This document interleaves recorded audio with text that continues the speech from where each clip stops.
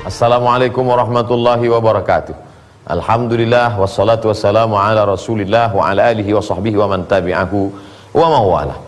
Dalam sebuah hadis Nabi SAW bersabda, man lazimal istighfar, siapa yang memperbanyak istighfar, mengisi waktu kosongnya dengan istighfar, ada 3 janji. Ja'alallahu lahu min kulli dhiqin makhraja, setiap kesempitannya diberikan Allah kelapangan. Terasa sempit dada ini menghadapi hidup. Apa cara untuk melapangkannya? Banyak membaca istighfar. Astaghfirullahaladzim, astaghfirullahaladzim alladzi la ilaha illa huwal hayyul qayyum wa atubu ilaih. Dan induk daripada istighfar adalah sayyidul istighfar. Allahumma anta rabbi la ilaha illa anta khalaqtani wa ana 'abduka wa ana 'ala 'ahdika wa 'adika mastata'tu a'udzubika min syarri ma sana'tu abu laka bi ni'matika 'alayya wa abu bi dzambi faghfirli fa innahu la yaghfiru dzunuba illa anta. Tak ada yang dapat mengampuni silap salah dosaku kecuali Engkau ya Allah.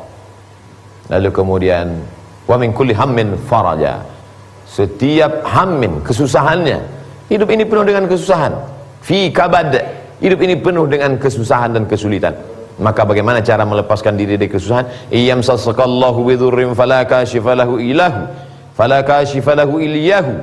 Kalau ada musibah, kesulitan dalam hidupmu, tidak ada yang bisa menyingkapkan, melepaskannya darimu kecuali Allah. Wa ayyuridka bi khairin fala radda li fadlih. Tapi kalau Allah menginginkan suatu kebaikan untukmu, tidak pula ada yang bisa menolaknya. La haula wala quwata illa billah. Tiada daya, tiada upaya kecuali hanya Allah Subhanahu wa taala. Wa razaqahu min haitsu la yahtasib.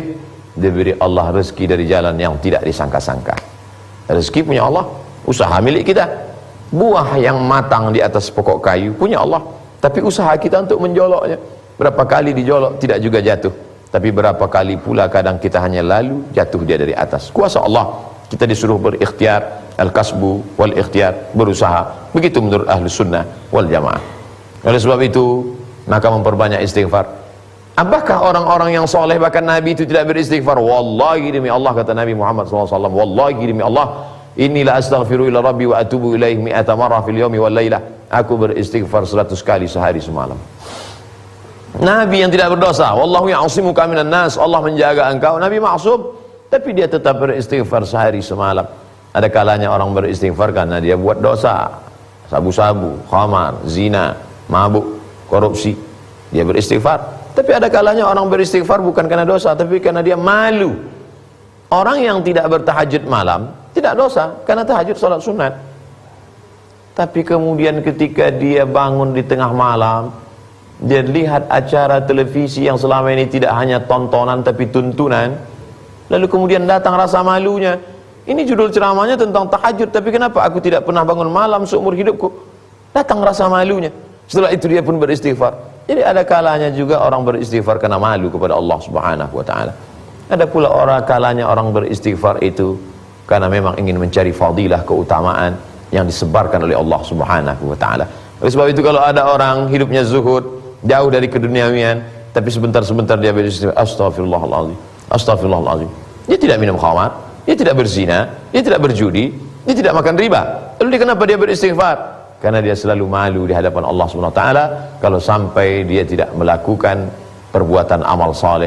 Padahal semuanya pinjaman dari Allah, tatapan matanya pinjaman, pendengaran telinganya pinjaman, bernafasnya sekali tarik, sekali hembusan juga pinjaman, paru-paru yang dipakai juga pinjaman. Kenapa orang yang meminjam ini tidak sadar diri, tahu diuntung?